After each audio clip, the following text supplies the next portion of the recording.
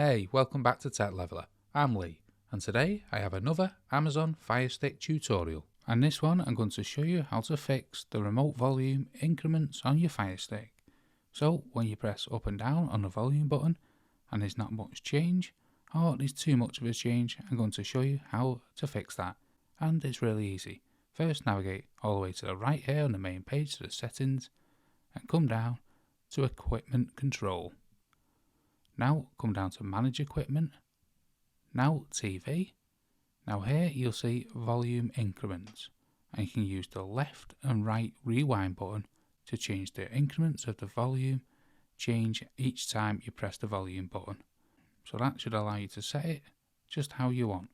But if that doesn't work, you want to come back, then come all the way back into the main settings and come up to display and audio, then come down to audio, then surround sound and try PCM, and this should help with the audio issues.